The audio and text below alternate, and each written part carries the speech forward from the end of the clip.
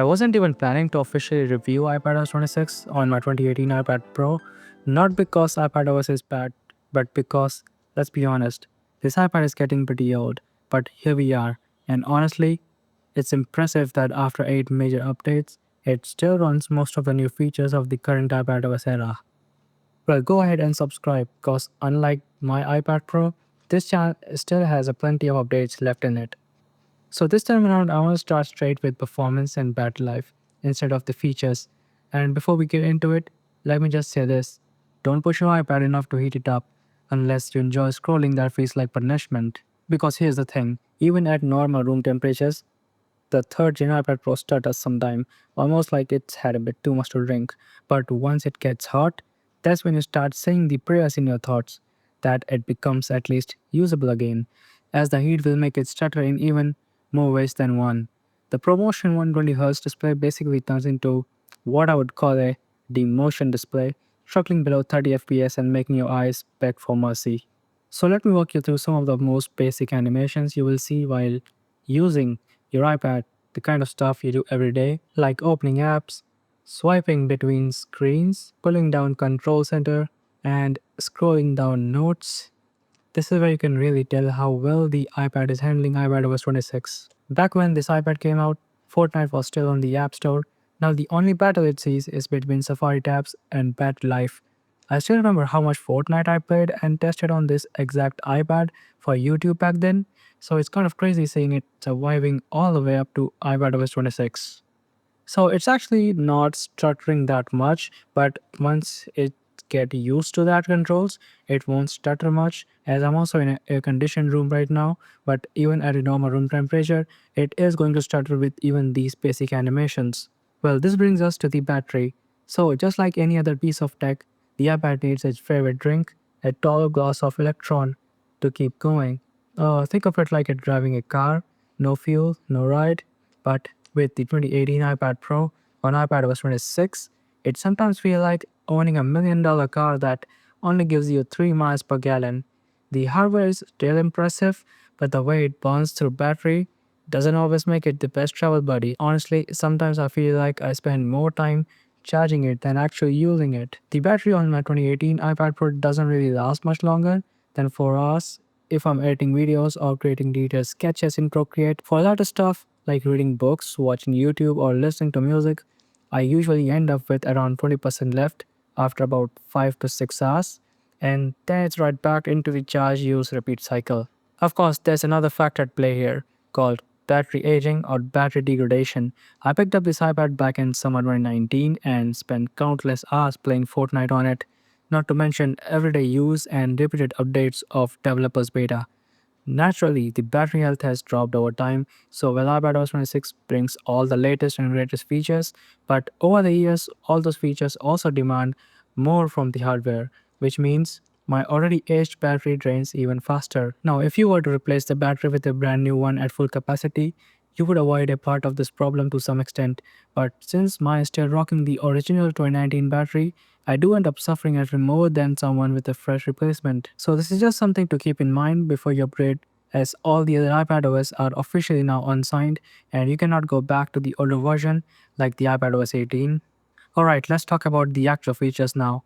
iPadOS 26 really does make the iPad feel more than just, well, an iPad. A lot of these changes line up with iOS 26 and macOS, which makes sense, but I guess Apple clearly wants everything to feel consistent across their devices now. Now, yes, as soon as you wake up the iPad, you will be greeted with the liquid glass UI again, but honestly, we have seen enough of that. It's the same story on iPhone, Mac, and iPad here too.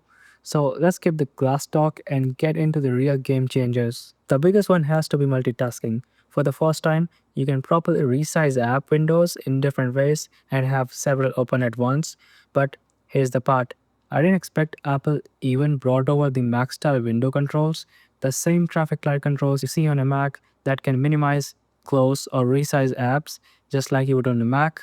So anyone using a Mac can already get used to this on iPadOS 26.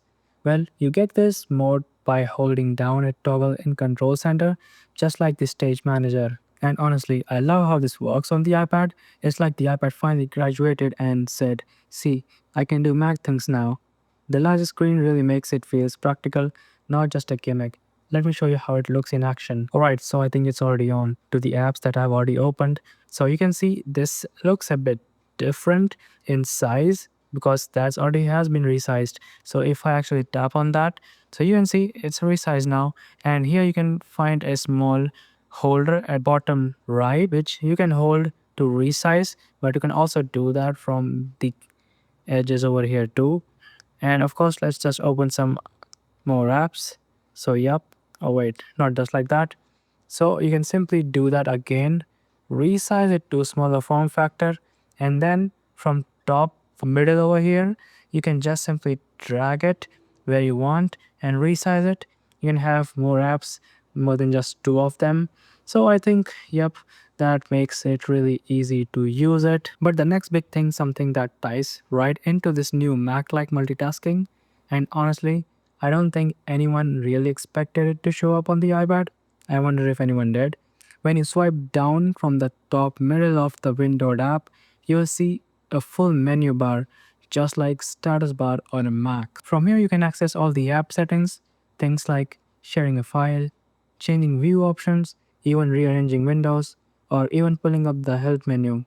It's literally the same experience you would expect on a Mac, but now living on the iPad. And what makes this feature really useful is how much time it saves. Instead of digging through endless menus or tapping around, the controls you need are right there.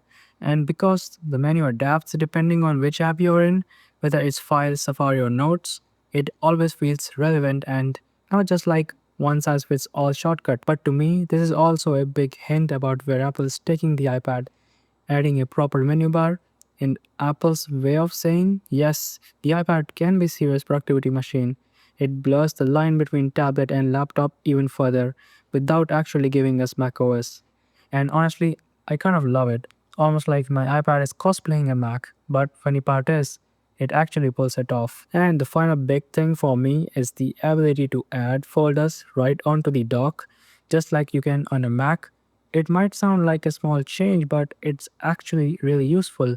Instead of digging through multiple home screen apps or pages or opening extra menus, you can keep your most important apps or categories file folders right there on the dock, always within the reach. So for me, it's a very simple but powerful addition, and I think once you start using it, you will probably find it just as convenient. So those were the biggest changes in iPadOS 26 for me. Of course, there are plenty of other new features worth mentioning. You've got the new phone app now available on the iPad, Apple Music picking up things like auto mix and live lyrics translation and pronunciations. And yes, even on this older iPad, it works. And of course, other than this, you can still pin songs in the library. And the preview app has also made its way over. And the background tasks now work better for things like exporting or downloading a large file. So despite of all the shortcomings, the 2018 iPad Pro has still managed to take on iPadOS 26, and that in itself is worth complimenting. If you happen to own the higher end model with 8 gigs of RAM and 1 TB of SSD, you will probably get a smoother ride than what I've experienced here. It's not every 2018 iPad Pro that struggles. But that said, this iPad truly deserves a salute. 8 years of updates is an incredible feat, and even now it still holds up for most people. We also know it's in its last major iPadOS update, which feels like subtle hint that time to upgrade is getting closer. But honestly, for the average users who are just consuming media, taking notes, sketching in Procreate, or doing light editing, this iPad still doesn't need to be replaced for at least next 2 years. So it's only when you step into heavy animation, detailed art in Procreate, or pro level editing in Final Cut that's the limitation really show. And at that point, you already know it's time to move on. And that's my take on the iPadOS 26 running on the 2018 iPad Pro. Honestly, after 8 years of updates, the iPad deserves a standing ovation. So don't forget to like and subscribe. Unlike my promotion display on the iPadOS 26, this channel won't ever drop below 30 frames per second. Thanks for watching. See you guys in the next one. Peace out.